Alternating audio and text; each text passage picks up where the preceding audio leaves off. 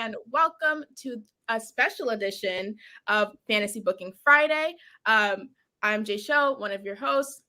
Carisa's here as well. Say what's up, Carisa. Hi. And then we also have a super special guest, Mr. Phil Lindsey of the Rhapsody podcast and a bunch of other places. You're doing so much cool stuff. How are you doing? I'm good. How are you? I'm good. Super excited you're here. We have a couple of fantasy booking questions we're going to go through, and then we're going to get into our own promotional stuff. If you guys know the layout of the show, half is booking current storylines and the other half is creating our own promotion. So the first question we have is, how does Liv Morgan win a championship? Does anybody want to take this one first? I feel like this one is pretty current. We're recording this on the 30th of November, so next week on Raw, Liv has a title shot. So if you want to book that into part of the storyline, that's up to you, or you can just take it from scratch. Somebody want to go first? It's tough because I don't think anybody expects Liv to beat Becky. Yeah. I don't think anybody's predicting she's gonna win that match. But I do feel like you can book her as an underdog and get there eventually. Now I'm not sure how do you do that because I don't know if I believe that Liv is hot enough right now that you can have her as the Royal Rumble winner, and that's the closest thing I can say to get her there. But yeah, I don't know. Heading into WrestleMania, do you guys think like she's hot enough to win that? I think going into Mania, I think we're looking at like a Bayley return maybe, or a Sasha wins the Rumble or something like that with the four horsewomen. I think Bianca will probably be involved with Becky. I really think it depends on if Bayley is ready. I think Bayley is like the question in the situation because Alex from Sour Graps has said that he wants the four horsewomen to main event WrestleMania. And I think that's absolutely the way to go because we're not going to have that in a couple years. So if we can get that, I would much prefer that than Liv get her moment now. But I don't think Liv is ready for the Rumble. I don't think so either. I don't think Bayley's going to be back by then either. I think Bayley, it sounds like she's going to be back around April. Yeah. So I don't know. At that point, then I don't know. Having a babyface win with the Money in the Bank briefcase is just so, I don't know. It's very hit or miss for me. Like sometimes it works, sometimes it just does not work. Like, I mean, I think it worked great for Big E this year, but not so great for Nikki. I don't know. Yeah, it's tough. Understand what got out of the Nikki angle because look where she is now, and it was such a waste. They always waste the women's Money in the Bank briefcase, except the first time they did the Carmella thing where they had a man win or whatever, and that was its own thing. But last year, Asuka just got Becky's belt, so I think this should have been the year to prove that they women, but. Yeah, and I mean, I'm sitting here saying it doesn't always work for babyface, but I thought Bayley's cash-in is the best women's cash-in. But I don't know. So I don't know. It feels like the time to do it was to make Liv Queen of the Ring. I didn't know why they decided not to. And it sounded like that was, if you believe the reports, like that was the plan. And so I don't know. It seems like plans changed, and we went with Selena thing. And Selena's great in a role, but I feel like they had. Selena, Carisa will come at you right now. I'm sorry, but no, Selena's great in a role, but I feel like coming into it, like Liv had all the momentum, and then they were just like, nope, we're just gonna throw her in this title program with Becky. So I think you could get there, but I feel like that's a ways away. I don't feel like making her champion is happening within in the next few months. That's my long way of going around the bush and saying this. I feel like you can get her to the point depending on who's champion, because I feel like the bigger problem with making her champion is nobody really believes she's going to beat Becky, and nobody definitely believes she's beating Charlotte. So I don't know. I feel like you can get there sometime next year. If it was me, I would not do what I know some people on the internet are probably saying, like, oh, we'll strain this out and make her heel. I think she's actually a really good baby face. And I think if you keep her an underdog heading into like next year sometime, all the way up to SummerSlam, you can book that match and you can make her champion by then. Yeah, I had SummerSlam also. I actually think it could be interesting. This is fantasy booking. I would 100% think there's no way the WWE would have did this, but I think that they should have let Charlotte go to SmackDown, Liv stay on SmackDown. Charlotte, keep the belt, rename the belts. Why are they the Raw and SmackDown Women's Championships? Just make them Universal, WWE, whatever it is. No title swap. But then I think you have Liv go on a tear of all of the heels because it's like a heel majority roster right now. You can do Aaliyah, Shotzi, Sasha, all of that stuff. And I think you let her get a good spot in the Rumble. She's not going to win, but then you go to SummerSlam or so. Maybe in Mania, I don't know how strong they'll be around then. Also, but I think SummerSlam would be the match for her against Charlotte. And I think that match could make her. If Charlotte will sell for Liv, I don't know if they're friends or not. I don't know what it is, but if she'll sell, it could be one, a very good match, and two, if Vince sees us supporting Liv enough, I think it's going to be like a Becky situation, even where it's just like it's unavoidable at some point. I think if they continue to mess this up, if they mess up this Becky thing, I think it's going to be super, super bad for them. And then Liv is going to take off. Maybe that's their plan. That's what I've come to terms with. Is maybe they do this stuff to make us love them that much that we then make them push them. I don't know. But I think you need to take her off script for promos too. I don't know how much of Monday's was scripted, where she called out the releases of the Riot Squad and blamed it on Becky. I'm guessing that had to be scripted because I don't think she's blaming Becky for being released. So I think you should take her off script too, because I think she can cut a pretty good promo. People say that she can. I just think it's the same thing with Ricochet, is she can't cut their promos. So that's why it kind of turns out robotic. What do you think, Carissa? I'm kind of gonna have to agree with you guys. I think SummerSlam she might end up winning the title, but I don't think it would be Becky at that time that would have the title, or Charlotte. I don't think any of them would have the title at that time because WrestleMania, of course, women are going to main event the first night. So I feel like it could be somebody else. I just don't know exactly who it could be, but I know for sure it's a possibility she can win it at SummerSlam. Yeah, I think the matches are Mania right now. I think the main event is Becky and Bianca. And I think that's just their strongest choice right now. Becky has said that she wanted that match at Mania with Bianca and Bianca to go over. She said that on the MMA Hour with Wani. I think that's a smart decision. Bianca is a main eventer. She main evented this last Mania, and I think that she would do great in that spot also. And it would be full circle because both of the winners of the women's main events would be facing each other. But then I don't know where that leaves a bunch of other people on the card. I think it was pretty obvious that Bianca and Sasha had a main event this year, and they had to have a match. But I don't know where we go with Charlotte. What's going to happen on SmackDown? Who will even be the champion at that time? I don't know what they're doing with Charlotte right now, because we saw her get a 30-day reign, and not even a 30-day reign. She had like a 1-day reign just so she could get the numbers, and now she's like champion and beating people who she doesn't need to beat anymore. She could have lost to Bianca and everybody would have been fine.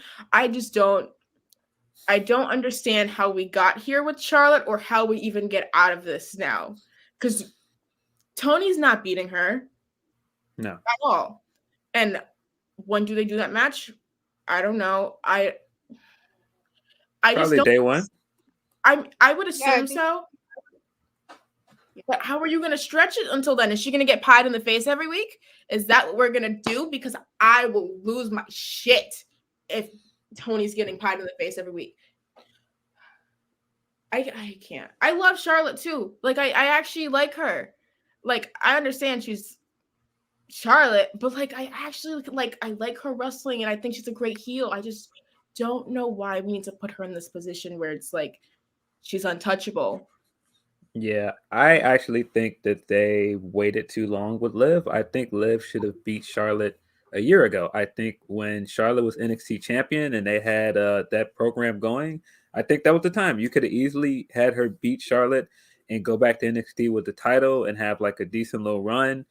And now she's just kind of, I don't know, she's floating. And I feel like that happens a lot with Charlotte, where I feel like somebody should have beat her a year ago, and then they wait, and then they go, okay, well, here's a win. They did it with Asuka. I mean, they did it with Rhea, kind of, even though Rhea never really beat her. Um, like it, I don't know. They do this a lot with her, where she wins a match she doesn't really need to win, and then the person she beats just kind of is left in limbo. And it's weird because I feel like the story is there for Liv to beat Charlotte eventually.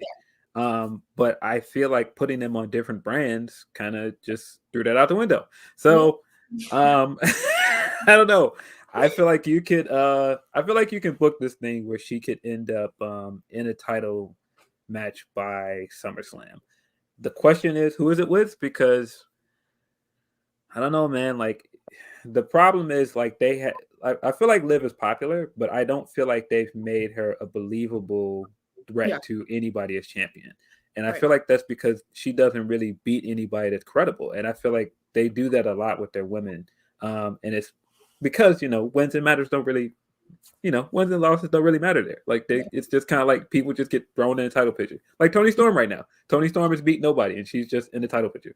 And so I feel like if you book her to lose, which is gonna happen, she's gonna lose to Becky. I feel like you can do a good story of her making her way back up to the title picture by beating other credible women. And I feel like that should be the way to go. I don't feel like you should be just going, hey, she's popular, so here. And because in the long run, like, I feel like once you put the title on her, it isn't going to go anywhere. Because that was kind of the thing with Rhea as champion as well. It was kind of like, well, it's Rhea's time. But Rhea hadn't really beat anybody ahead of the title match at Mania. So once she got the title, it was just like, all right, where do we go from now? And nobody knew. I also think that Liv has she had a singles match on the pay-per-view card? Not on the pre-show or anything like that. No. Right? Wasn't a Natalia match on a pay-per-view card? But it was it wasn't on. Was it the kickoff for WrestleMania, or was it on the main card? Carisa's my walking encyclopedia. She would know. I think it was the kick. Yeah. Because they used that. Remember when they were promoting the Carmella thing, was that she didn't have a match on a pay-per-view card. So that's what I'm going to go with, because she had the match Carmella on the kickoff, and she lost on the kickoff too. But she beat Natty on a pay-per-view, and I think it was a kickoff. I can't remember. I think it was WrestleMania. Okay. I'm just trying to. My issue with Liv is we know that she can go. It's just the general wrestling world who actually goes to these shows. I don't think they know that. She hasn't really been able to have matches where she can show what she can do. She's not getting time. The only time women really get match length is if you're in the main event with one of the horsewomen, or you're Bianca now, or if you're on a pay-per-view. And women don't get booked into mid-card matches on the pay-per-view. So I think that she needs multiple strong showings that she can be really good in the ring, 1, and 2, she needs to beat people. It's not that hard in order to do this stuff for her. We could have done this already. She could have been prepped and ready before she got to Raw, I guess. I don't know why she's on Raw. But if you really want to get her out of that, I think you just got to find her a tag partner. I don't know who you would do. Nobody really matches with Liv. But you use the women's tag belts to get her on SmackDown and let her go challenge like they did with Sasha and Bayley when Bayley had the belt and Sasha was trying to challenge on Raw. If they wanted to, they could make it happen, because they don't care about the brand split anyway. So I still don't think they see it in her enough. Because if they did, they wouldn't put her in this predicament right now. Yeah. It was a kickoff. It was WrestleMania 36. It's night 2. Yeah, I love Liv too. I think she has so much potential. I just don't. Yeah. I don't trust them with her. I think there's a very specific crowd that really likes Liv. From what Yeah. I've seen, there are a lot of like diehard women's wrestling fans that love Liv, and some of them are the leftovers from the Divas fans. They love Liv, and so it's weird because I feel like that should be enough to get her over, but I don't feel like you said, that mainstream fans or other fans are as into Liv as people say. And I mean, I was thinking that at Money in the Bank because people kept saying she should be the Money in the Bank winner, and when she came out, I was like, I don't know, the reaction isn't there. When you compared her reaction to Naomi's and Asuka's that night, it wasn't close, and people kept telling me she's popular, and I was like, she is online, but I don't know if it's like that in the arenas. That's a wider conversation too, is there's lots of people who are popular online and it doesn't translate to like TV and all that stuff. And that's why a lot of us will get so upset when she doesn't get a push. But it's not that she's not popular. She's just not popular in general, I guess. Not that she's like not over. I mean, she's over-ish, I would say. I think she's very over with a certain crowd. I don't think that I would say that she is over. Like if you say somebody's over, like Naomi's over. Like I don't think she's as over as Naomi. Oh my God, where does Naomi play into this? Because I think Naomi would have to beat Charlotte. So if Naomi beats Charlotte, then where do we? I feel like, I don't want to turn this into a fantasy book Naomi. Okay. Naomi is the early favorite for me to win the Rumble. It makes all the sense in the world for her to win the Rumble. I like that. I don't feel like there's anybody else that they've done anything with that makes sense to win the Rumble. And the stories are all there. Like the stuff with Sonya's there. You can say stuff like her being left out and everything she did from the Divas era up to get black women to the point where they could main event WrestleMania, and she didn't get that spot. Like, it's a story there, and I feel like she should be the one. She should be the one to win the Rumble. And I don't know if the opponent is Charlotte, but that makes sense as well because they never really had that match when she was champion. Carisa, what do you think? What do you think about like the Naomi Charlotte Liv being over stuff?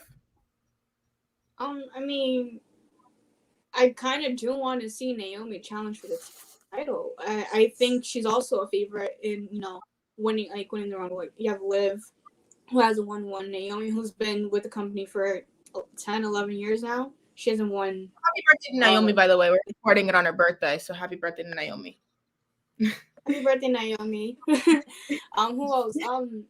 Sasha also, she hasn't won a Rumble. She's participated in one. All of them? No?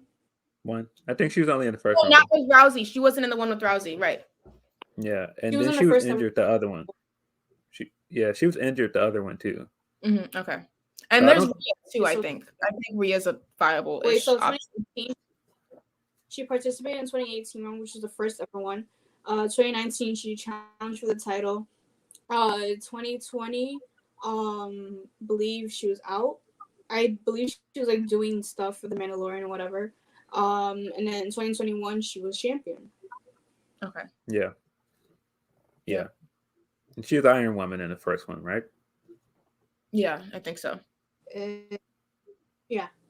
I think Bianca broke her record. Yeah. Okay. Well, I mean, I think Natty broke it the next year or something like that. But, okay. But yeah, I think she's the first ever, Iron Woman in a Rumble match. But I don't know. I feel like there's more of a story of Naomi winning it. Like I know, depending who you ask, some people are going to be like, "Oh, Sasha has to win it." The thing is, I feel like you can put Sasha in the title picture without her winning easily. Yeah. I mean, they did that with Rhea too. So I just said Rhea should win the Rumble, but I guess she was in the last year, so she would just. Okay, we have another question, and this one might be a little bit harder to think about. How does Cody Rhodes turn heel? Which is okay, so we're recording this the day before Dynamite in Georgia, where he's facing Andrade in the street fight. First, do you think that has any effect on his heel turn, or if he is going to turn heel at all, or if he's going to play tweener forever? I think the response to him in Atlanta is going to be very telling, because it's his hometown. If he gets booed in his hometown, I think it's going to change, the perception around him quite a bit. Because I think so far people are just like, oh, well, people are just booing him to boo him. And man, listen, it's fun to boo him. It is. It is very fun to boo him. He's just fallen into that spot where it's fun to boo him. He plays it up really well. He comes out, he does his over the top, grandiose entrance that is just ridiculous. It all works. So I don't know. I feel like in order to turn him heel now, I feel like there are things that they should avoid doing. Like, I know people are like, oh, well, the second he turns heel, he's going to challenge for the world title. I don't think they should do that, because I think that's very predictable. And I actually think that's what some people want him to do. And if you're going to be a heel, that's rule number one. You're not supposed to give the fans what they want. And I think he should be the first guy to pin somebody that nobody wants him to pin. And I think that is the thing that is going to get him booed even louder than he's getting booed right now. Like, could you imagine if he's the first guy to pin Adam Cole? I was thinking about that earlier. I was like, I literally would like die. My line of thinking was that, okay, he needs to face somebody from the WWE when he turns heel. He needs to, like, that's what Bryan, Fish, Cole, Punk. My choice was Punk. I think he needs to hit a pedigree on Punk, because I think you got to go full with the pedigree, full Hunter. And they also have some history as well you could play off of. Cody lost the tag titles to Punk also. Punk should say that Cody should be grateful for all of the money that he's brought in. And then Cody needs to tell the fans that Punk wouldn't be back if it wasn't for him. Which, I mean, I guess you could argue it probably. And then I think I actually probably agree that you shouldn't put him in the Rumble. But before, I was thinking that you put him in the Double or Nothing Battle Royal. And you have Punk eliminate him at the end, and Punk can go challenge for the title or whatever. But then I think you also have to have him pin Punk after. I don't know if you can have Punk lose. It depends who the champion is. I mean, if he beats MJF now and MJF becomes champion, I think you can have him lose to MJF there and then something like that. But I think Cody and Punk would be interesting just because of how much Punk hates the WWE, and I think Cody's heel turn needs to be him becoming what he once hated in the WWE. That makes a lot of sense. I don't know if it's Punk, because I feel like they're doing enough with Punk where they're teasing whether he is going to actually turn at this point, because he's done things so far that are like, I don't know. They could go either way with this. I feel like it has to be somebody that people like legitimately love. And I mean, Punk is one of them. It's tough, but because I feel like that's part of why people were ready to boo him if he beat Malachi, because people want to like Malachi regardless if he's a heel or not. Right. And like you said, Punk's the same sentence. I feel like there are certain guys that fans, no matter what side of the fence they fall on, they're like, no, they want this guy to succeed, so they don't want this guy to get pinned. I don't know, man. I feel like there's a very good way to do this when you bring in the next crop of people that they sign from the releases. And man, it's a few guys on that list of people that people absolutely love. And like, if the first thing they do is they come in and lose to Cody, it would be worth it just to see people get so mad about it. Yeah, I think it would be great. I honestly, people want. I think if you do something like, no, you can't do that to Owens. I thought that'd be so interesting if you just pin Owens on his first night, but they won't do that to him. They like him too much. But Cody has said that he wants to face Cole, and that was the first person out of that group that he wanted to face. The Bryan, Punk, and Cole group is he wants to face Cole. So I think Cole is a possibility. What do you think, Carisa? Yeah, I kind of want to see him versus Adam Cole. I mean, No, I don't know if they faced each other, in Ring of Honor. Because I know Adam Cole left sometime in 2017 to join WWE. And I believe Cody was there from December 2016 to like sometime in 2018. So I think, they're former Bullet Club members. That's something they can play off that. Adam Cole was kicked out of the Bullet Club in Ring of Honor. And Cody, I still haven't figured out. I'm still like doing my research on him, but all I know is that he was in the Bullet Club. He was really big with the faction. But I think that's one of the things they can play off the most, which is the Bullet Club history. Yeah. So this is my thought, and I've been thinking this in my mind since you brought up Cody. I think, because I know people are going into Sammy is possibly going to have the Scorpio match eventually. I think a good way to make him heel without just saying he's heel is to have Cody beat Sammy and be TNT champion again. People would be so mad that he's champion again, first of all. But then you can do what he did before, and you don't have to do the open challenges, but you can have him come in and go, no, I did the open challenges before, and look what they got me. I did this for this person, I did that for this person, and go, nope, from now on the door is closed. There are no more open challenges. And him just, defending this title and cheating to keep the title. And I feel like that's a good way to, because I feel like in a lot of ways, I don't want to say he's the best TNT champion, but I feel like you can make a case that could be his belt going down the line. And I mean, that doesn't mean that he has to be, the end all be all, but I feel like you can give him another reign with that title, and so that he becomes kind of synonymous with that belt. Yeah, I completely agree. I think him being champion is going to make so many people upset. I think that would definitely be the right way to go. I'm just wondering, what do you think they end up doing with, what is it called? Are they the Nightmare Factory? No, the Nightmare Collective or something. I don't know. They use Factory or no? Because of QT Marshall, I forgot exactly what the word was. I think no. Okay, I don't, because I know they did it's him. Whatever.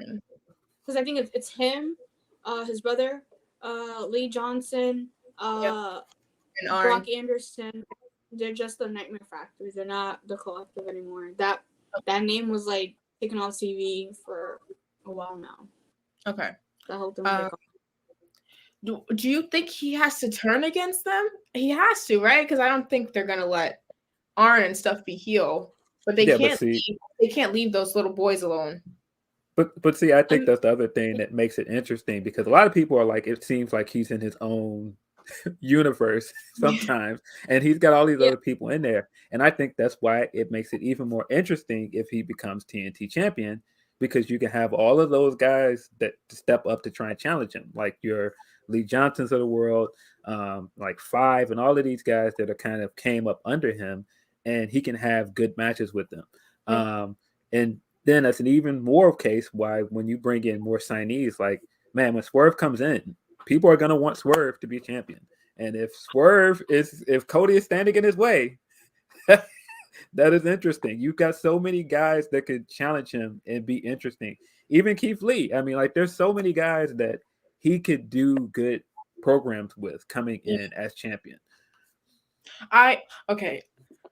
Swerve is where I draw the line. You cannot beat Swerve when he comes in. I don't think that he should either, but I just think the idea, if you have him beat enough people getting up to Swerve, so people think that there's a chance that he buries Swerve, I think that's good television. Yeah, if Swerve, I would be real tears. Real tears. Oh my god. Rhapsody would be hilarious. I think it'd be hilarious. I would love to see Reg just go off on Cody.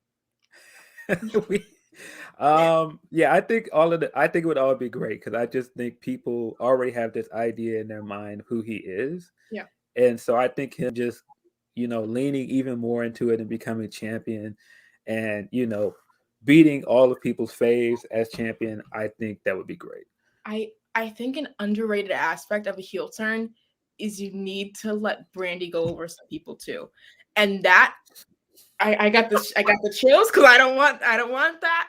But I think you just have to play it off. And I know Brandy would love it because I know she wants to be a champion one day. Don't give her the belt though. Brandy is TBS champion in 2022. Brandy beats Jade. Oh my god! Oh my god! I would deactivate my Twitter account that day. I love Brandy and all, but she doesn't need a title to keep herself. She does not. I think just have her go, like, you know, make somebody else good in the ring, like an Anna Jay or a Take On to, you know, when they're champion. Don't have her go over, make the champion go over the challenger. Yeah. Cody has said this on Road to the Top that she needs to become like undeniably good, and then people will respect her. And I just think the level of competition is too high for that, though. We get her to an undeniable talent level like a Thunder Rosa. I mean, no. Well, I mean, I don't think she's a bad wrestler. The thing is, I just feel like the level of competition is just that much higher. Like, I don't know, man, because I don't think she looked bad in that tag championship. I mean, the tag tournament. But the thing is, people will never acknowledge that because people just don't like her. So, and I mean, when you put her in a ring with other wrestlers in that, you know, in that roster, I just don't think she's ever going to be of that caliber. Right. Like, I feel like the best way she can do it is, you know, being like this, you know, what Steph was as champion, being a heel champion that wins by cheating and runs away. Yeah. I think I'm trying to think of how heel heavy the women's roster is. I mean, you could put her over some of the young people like Layla Hirsch and Red Velvet and stuff like that, and that'll get her some good heat. But like, you could even put her over in a heel versus heel thing. Penelope Ford is fine. Like some people who just like don't. They would put her over Ty and over Jay and over Anna, and that would just hurt me from the inside out. But that means that they would have to do it. But there's reason for her to go back to an Anna Jay feud. Like, there's plenty of reason for it. Yeah. And I mean, whether people like it or not, I think that she's at her best as a promo. I don't think she's great in ring, but I think that she's better as a promo. Not the Jade promo, but in promos. Yeah. I mean, I have a hot take on that, but I might keep that one to myself because I don't know. I think people jump on her for that promo, which it wasn't great, but I think she saved that segment. I feel like that segment was gonna nosedive if she didn't step in. I agree. I think I just think it was some of the words that she used and the tone that she. Yeah. No, I think it's like the way she said it, and, you know, I guess she wanted to have some sort of accent. She didn't really need it, and I want to know how did she get the green light from Tony to say that live on air? Tony probably doesn't know what some of that stuff means. To be real with you, I don't think he understood that it was like, you don't say that stuff. Well, the story is that she didn't have any of that planned. She just watched Jay do her promo, and then she came out and reacted in real time. I don't want to talk to Brandy. If she, if that, then that has to be like real. That has to be like a actual promo she cut. I don't know, like. Yeah, it wasn't planned. It was right, completely like off the top of her head. Right, like how much is Brandy Rhodes and how much of that was Brandy Runnels? Like I don't know. I've said many times that I would love to interview Brandy because I have so many questions, so many things I would love to ask her. And that's not to drag her. I just have so many things that I'm like legitimately. She's a successful Black woman. I love to see it. I love it. It's just a little bit concerning sometimes. Okay, to transition. Mine actually kind of involves some AW stars, but the next portion we're gonna switch up how we draft our promotions and stuff, but I think we should focus on one active star, any promotion or whatever, and then we're going to book their journey to a championship within our own promotion where they have to beat like 5 or so people. I can go first to demonstrate if that's helpful for you guys, or you think you got it. Okay, so the person I chose was Big Swole. I love Big Swole. She recognized me like 2 days ago, so I freaked out, and I swear I can't wait until she's champion. But I actually kind of had some people from all different promotions that I would want to see her with. I think she should start by beating somebody like a Mercedes Martinez. I'm really interested in that match. Mercedes is a veteran, obviously. I think they would look so good together in the ring. I think their styles would match also. Then from there, I want her to meet a dude. I want her to beat like a Sammy Guevara maybe, or something like that. That might be a little bit too high up, but I feel like she could do it too, and it would be believable. So I think she could do that. And then from there, I think she would go for like a Sasha Banks or Bianca Belair. Somebody to make her look really, really strong. Either one doesn't really matter the order, but I think those would also be super great matchups for her. And then I think the person she would need to beat to become champion, in my opinion, would be like a Jade Cargill. Jade might not be the best in the ring now, but I think there's a story between the two of them that they are both physically strong, and they're both imposing presences, no matter like the height difference or whatever. But I think they would have a really strong feud, and I think that you would be able to bring in Velvet and have Velvet back up Big Swole or something like that, and Velvet could eventually try to turn, and Swole could beat her or whatever, and all that stuff. But yeah, I think Swole's a champion in the making, and I think that the path would have to include a guy somewhere along there to make it more interesting. At least in my opinion, I think that would be cool to see. Yeah, I mean, I think they've kept that matchup off television long enough where we haven't seen Swole versus Jade. So I feel like that is eventually going to be a big dream match for some people. And, quote unquote dream match. Like, I will say like it's a match people will want to see. Right. Let me rephrase that. I don't want people to come to your podcast and go, "Oh, he thinks that's a dream match," because wrestling fans will do that.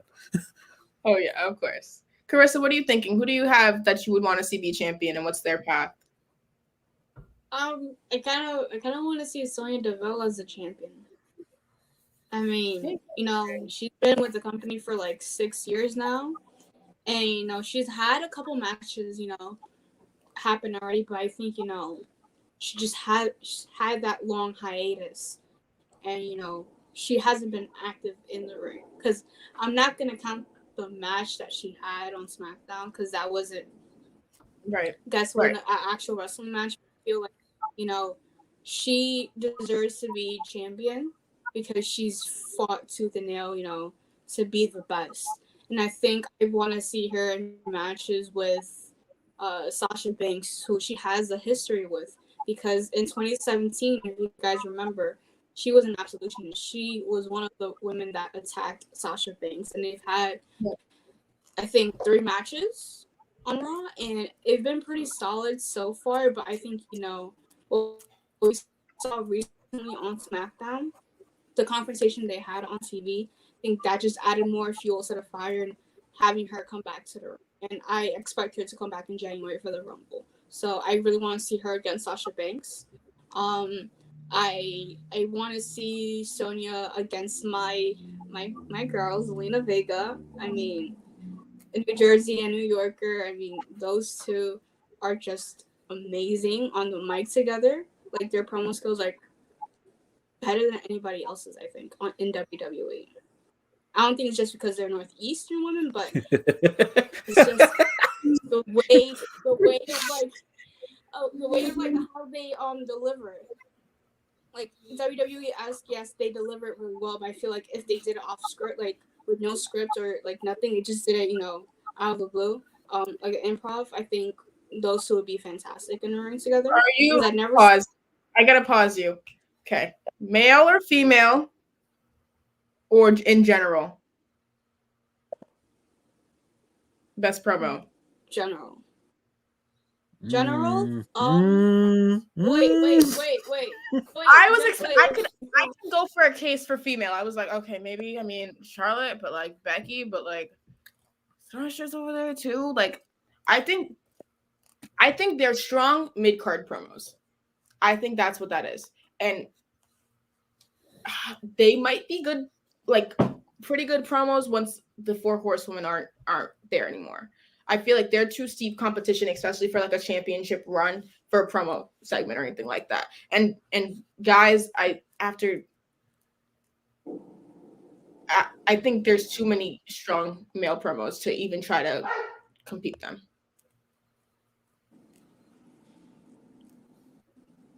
Yeah, I see your point there. I mean, if we're going general, I think, I don't think she'll be like the greatest promo of all time. Like you said, like, she is a mid card. She's a mid carder for now. But I think once but like once the horsewomen are gone and they're doing other stuff, she's gonna be one of the top women there. Along with, Mandy Rose, Zelina, of course, and Liv Morgan. They're all gonna be, the new top women of WWE once the horsewomen are gone. Yeah. You still have like what? Is it 3 people? 3. You got okay. 3. So I think my next one would have to be Sonya against Liv Morgan. Okay. I hope you're like saving one name I'm thinking of. I really hope so. Which one is that? Well, I'll tell you at the end if we don't get there. Yeah, so Sonya and Liv Morgan. I've never seen them in their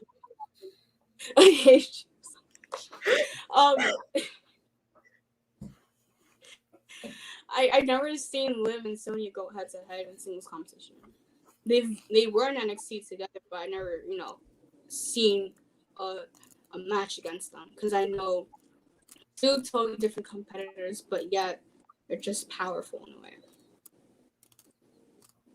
I think my next 2, like if we're going off WWE, I think I want to see her. Against Utami from Stardom. The number 2 ranked female in the women's PWI. I think I've seen clips of Utami and she's amazing. Like she's been wrestling for not that long and like seeing the things that she can do in the ring, I'm like, that's one hell of a match right there. Yep. Have Utami and Sonya. And then my final one would definitely have to be Sonya against Thunder Rosa. Okay. Okay, sorry. I'm ready. They're both trained in MMA, so it's like okay. I think you need to put her up against Shayna at some point. I think that's a story waiting to tell itself. So that was the one that I had. I think you could circle back to that Mandy feud too. You just gotta shape it up a little bit and do it a little bit better. And give them a little bit more of a build. I think the Otis stuff kind of clouded it for me, like to go from a love storyline to kind of feuding them. I think you could just do it naturally. It's just they were best friends and they turn on each other. They do that storyline all the time, but it'll work. They did it with Sasha and Bayley. So, if you wanted to, you could easily circle back and do the hair versus hair match that they didn't do. There's a lot of ways you can do that. You can have Sonya go down to NXT and do the title versus title match eventually. There's ways to do that. But I definitely agree that Shayna and Sonya need to happen. I don't remember which WrestleMania that was, but when they were backstage and they had the suits on and they did like that stare down, and I was like, why have they not booked this match yet? Yeah. Oh, that was they both have said this year. That was this year. They did that picture. That was this year. Maybe they're. By the way, Sonya and Mandy. Sonya and Mandy are the 2 sweetest women in the whole world that you'll ever meet. Just saying, just putting it out there. I love them to death. So shout out to them. So what are you thinking? Who's the one person and what's their journey? So is this just any promotion if I'm booking my own promotion or? Yep. You can grab from anywhere. You're gonna put me on the spot and have me be the only person that doesn't pick woman here. I think if anybody out of the world that I would love to see them get like a good journey on like mainstream television is Jonathan Gresham. Like, I feel like he is a guy that could change everything. Like, Jonathan Gresham is my guy. Like, I feel like he should be the guy that everybody is looking at right now. I know everybody's like Keith Lee, this guy, that guy. I think it should be Jonathan Gresham. And to me, I would book him in like a year-long thing where he wins all these accolades on his way up to being a world champion. And not just being a world champion, but I feel like he needs to be on a pedestal in ways that not a lot of black wrestlers are. To be candid for a moment, I spoke to him earlier. I did an interview with him, and he was like, when they do a lot of these technical wrestling lists, when they do the,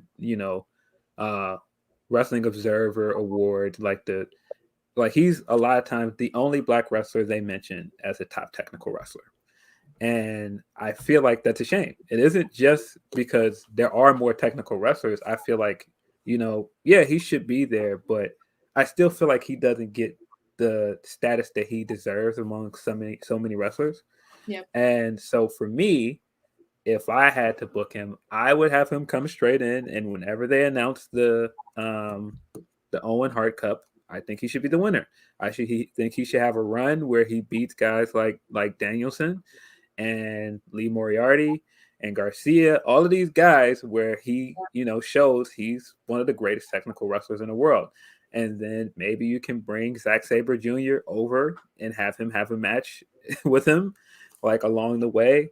And then, like, eventually when he becomes champion, like, I don't necessarily feel like he needs to beat this technical savant, but I do think that he should beat somebody where he just, like, proves, like, no, I just completely out-wrestled them. And it needs to be somebody that I think people consider, like, an all-time great. And that's why I'm like, I kind of don't want to blow the Danielson match early, but I do feel like beating him in a tournament and beating guys that people are already saying should win the Owen Hart Cup would be a big deal. But I also feel like there's something to having him and Lee Moriarty have, like, this, like, Brett versus Sean / like CM Punk versus Brian feud going up to a title feud that I think would be great. Yeah, that's literally, I've been crying the whole day because CM Punk and Lee Moriarty got announced this morning, and I've been emotional ever since. And I think that's a really emotional story, you can tell. And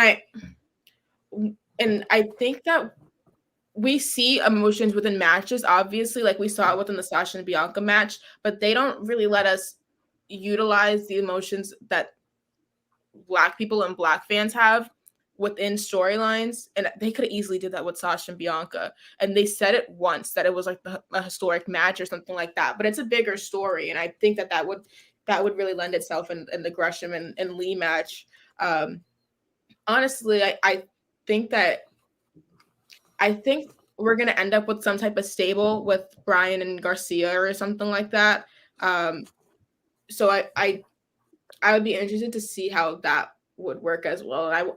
I really am intrigued to see where Gresham ends up, or if he's even thinking about it right now because of Terminus and stuff like that. So he might just be like Terminus for now. But yeah, I'm intrigued regardless. I think. Yeah, I mean, I know that he's one of those guys. He wants to do things his own way. He wants to make his own path. He wants to create viable alternatives. And so, I wouldn't be surprised if he doesn't sign anywhere for like a year and he just does his own thing. But I think that he should sign with a big company because I think he belongs on network television. Yeah. And I mean, whether that's with AEW, whether that's somewhere else, I don't know. But I feel like AEW is the best place just because there's so many great technical wrestlers there. And there's so many guys that he can have those, like, dream matchups with. Like, I feel like the match with Danielson is the obvious one, but I'm telling you, like, matches with Garcia and, like, all these other guys they have on their roster, I mean, man, even if you're just putting him in there with Leo or Dante, like, I'll take it. Yeah. I honestly, I'm so intrigued to see if AEW is but they're like December 31st or something like that, or January 1st is when they can start to reach out and stuff. So if they contacted somebody about Jay, they need to be contacting somebody about Jonathan. Yeah. Well, I'm not sure if Jay reached out to them first because it seems like he told them he was done with his contract. Because he said on the media scrum for Full Gear that 5 days prior, I guess, his contract ending, he asked for his release and he was granted it. And he said that Tony was the one that reached out to him. Gotcha. And they had a conversation. So somebody has to tell Tony to him off. Probably one of the EVPs because they worked with him in Ring of Honor. Yeah. And I mean, you still got matches he could do with Jay Lethal in AEW. Man, I don't know what Ring of Honor status is, but like if Ring of Honor gets back up, we're not seeing Jonathan anywhere. But I mean, still, even if Ring of Honor comes back, I don't think it's coming back as like what it was. I don't think it's going to be like this thing where people are contracted. Yep. And so I say that to say Jonathan Gresham showing up in the Owen Cup tournament with the Ring of Honor World Championship around his waist would be amazing. Yeah. Oh my God, that'd be a great visual. And winning the cup with the title still draped over his shoulder. Sign me up. Yeah. I think you just booked it perfectly. Yeah. Okay. I think that's how we got to end the show. We got to let Jonathan Gresham have his moment at the end. I think that's what we got to do. But let the people know where they can find you, Phil, and then we'll do our stuff separately. What do you got going? I mean, you can find me on Twitter at PhilDL616. I'm sure people will show up to argue with me or whatever else they want to do. You can, of course, find me on Saturdays at noon Eastern with Will and Righteous Reg on Grapsity. Follow the Grapsity Pod at Grapsity Pod, of course. And, since I mentioned my man Gresham, go follow Terminus Pod, Terminus Pro, man. Go follow what him and Baron Black are doing. Yep, I think my interview with Terminus is dropping tomorrow. So by this time, my interview with Terminus will be up also. So you can go check that out. And I don't know when yours is going to be out, but if it's out, I'll make sure that it's linked in the description by the time that we post this. Carisa, where can people find you? All right, so you guys can find me on my Instagram at Carisa._. You guys can also find me on my Twitter at CarisaL517. I post a lot of wrestling, K-pop, and all that stuff. Yeah, so go check me on there. Yeah, and you guys can find me at Jaychele Nicole. Right? Oh God, I'm so bad at this. Right over here, we all got our little ads on the overlays. If you're watching via YouTube, and make sure you guys follow bodyslam.net on Twitter at bodyslam.net. Subscribe to the channel, check out our website. I'm always writing stuff over there, whether it be editorials or just general news coverage. But yeah, thank you guys so much for watching. We hope you enjoyed this special edition of Fantasy Booking Friday with our special guest, Mr. Phil Lindsey. And we hope that you guys have an amazing day. Bye.